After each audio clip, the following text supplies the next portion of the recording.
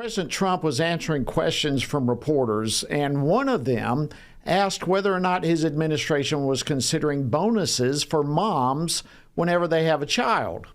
There are reports that you're considering doing something for moms across the country, giving them some type of bonus whenever they have a child. Are you considering that? Or Sounds like a good idea to me. All right, now I know that question was a little hard to understand, but that was basically the question. Are you considering some sort of bonus for moms whenever they have a child? And of course, the president said, sounds like a good idea to me. And of course, this question came from a report that indeed the administration is considering a proposal that could mean as much as $5,000 in extra cash for moms after giving birth. So is this a good idea? Especially considering where our nation's fertility rate stands right now. Well, here to discuss this and more is Mary Szoch. Mary's the director of the Center for Human Dignity here at the Family Research Council. Mary, always great to have you. Welcome back to Washington Watch. Thanks so much for having me on, Jody. All right, so let's just kind of give a 30,000-foot view of all of this. And I guess, at least to me, the beginning place is the whole question of the fertility rate in the first place. Where right now does our nation's fertility rate stand? Well, it actually did improve slightly in the last year, so that's a plus. But even with the improvement, the rate is about 1.6 children per woman over the course of her lifetime. So that means we are below replacement level, replacement level being about 2.1 children across the course of the lifetime. And this has catastrophic consequences for our country. We know that our economy relies on future children growing up and working here in the United States. We know, so much in our healthcare system relies upon the future of America, of children being born, of families working together. And so we really are in dire straits here, and we really do need to figure out how are we going to solve this problem. Well, there's no question the abortion rate has to enter into all of this equation. But before we get there, what is the difference, say, between the fertility rate and the birth rate? Explain that for us. Yeah, so it's sort of a nuanced definition, but the birth rate is the number of babies who are born among all women. And then the fertility rate is sort of that average of what we see expected of women of reproductive age. So right now we're looking at a fertility rate of about 1.6 babies per woman over the course of her lifetime. And I probably, there's no way to actually tell, but the chemical abortion drugs and all the abortion stuff, to what extent does that interfere? Do we know? Do we have any idea? Is there any evidence on that? Well, we know that babies are being killed every day through the use of the abortion drug. And then we even have evidence that abortion drug is making its way into the water systems, and it is making it is perhaps making it difficult for women to carry pregnancies to term.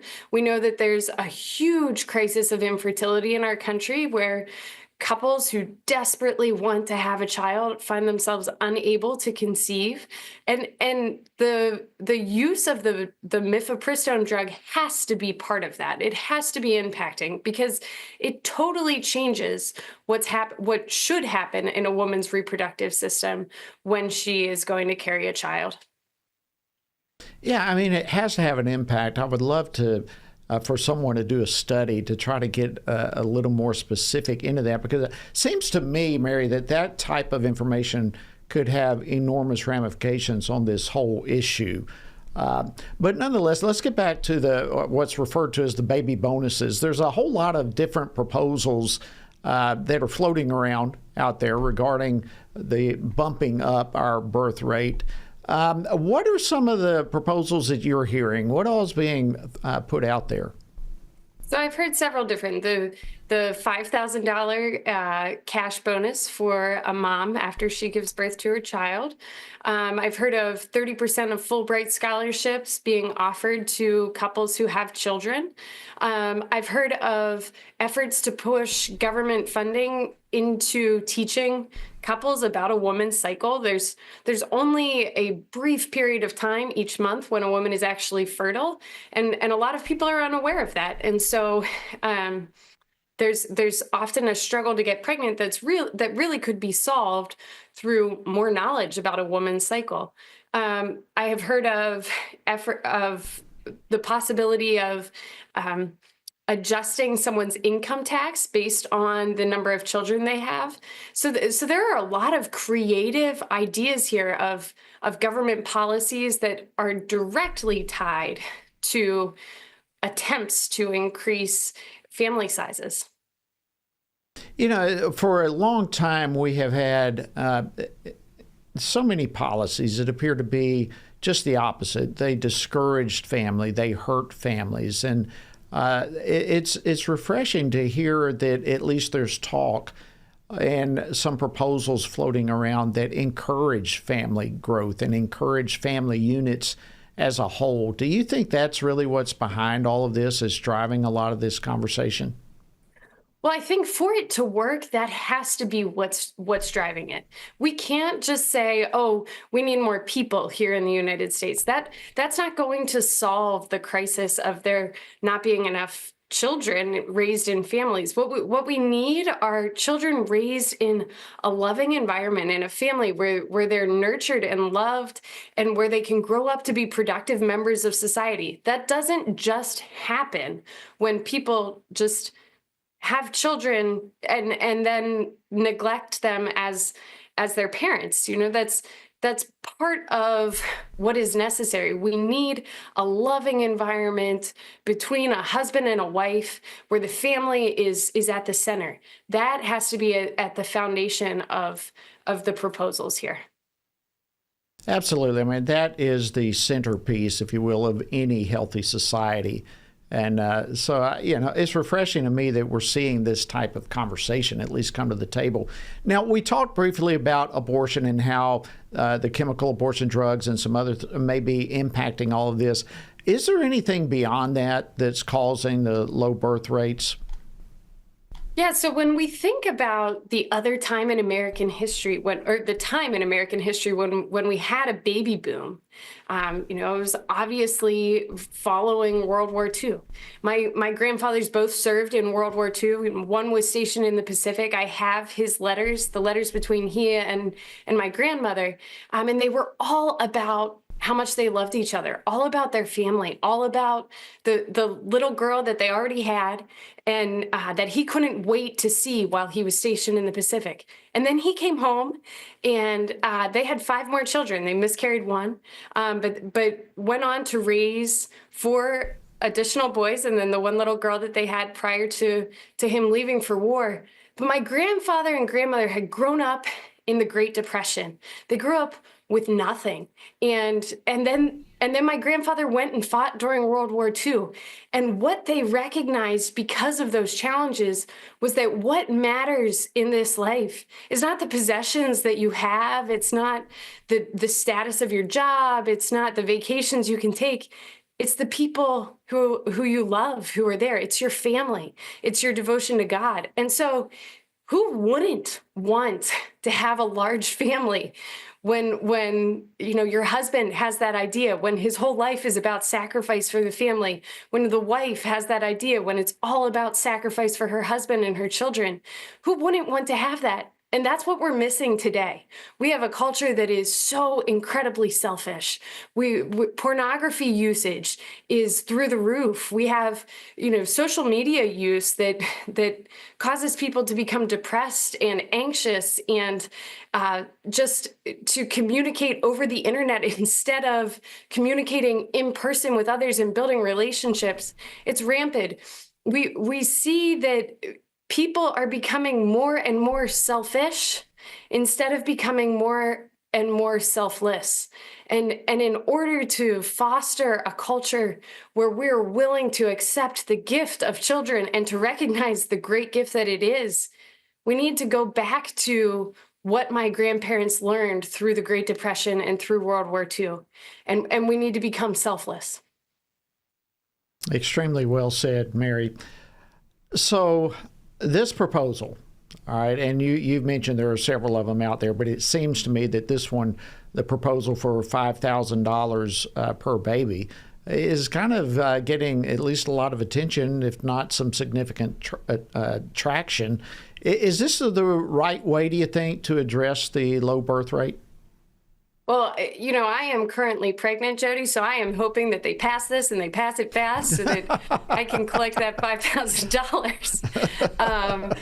But I think long term, this isn't going to solve our problem, right? That we might see an initial increase in the number of people who are having babies because of this, but long term, it's not going to solve the issues of the number of women who are hoping to get married, but haven't met someone because the men that they have met are not interested in marriage. It's not going to solve the problem of couples who would rather go on vacation than have kids, and it's not going to solve the problem of infertility that is a major cross that many couples are carrying.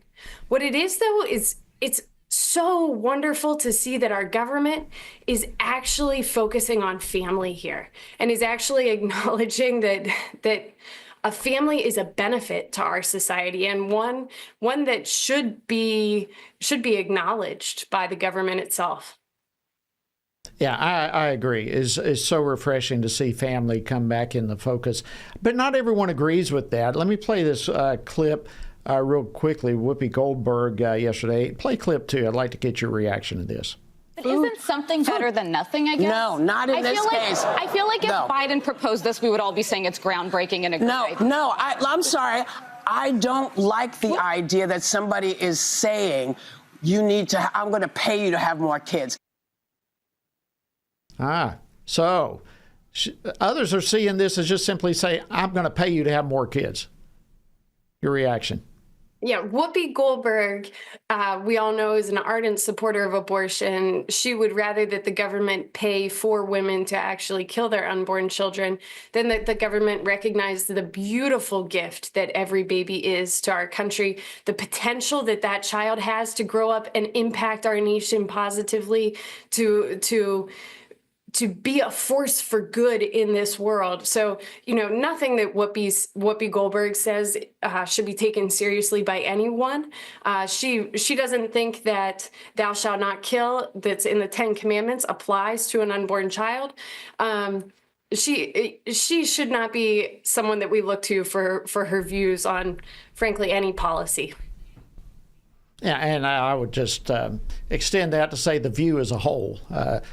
You wonder what their view is that they're looking at. It's certainly not a biblical worldview as a whole. So, all right. So there are policy changes. I feel confident we are going to see some changes. What are some of the policy changes that the Trump administration should implement, maybe beyond this one?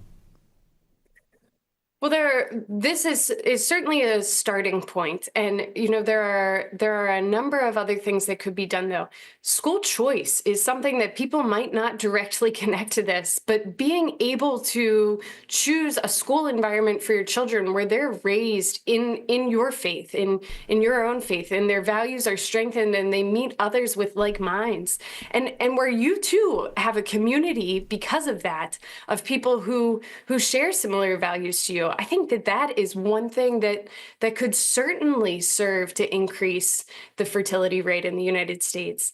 I think working on legislation to prevent the pornography industry from targeting and attacking our young children, that is something we have to do, not only for this, but for our entire country. Pornography makes a person unable to love others in the way that they're supposed to.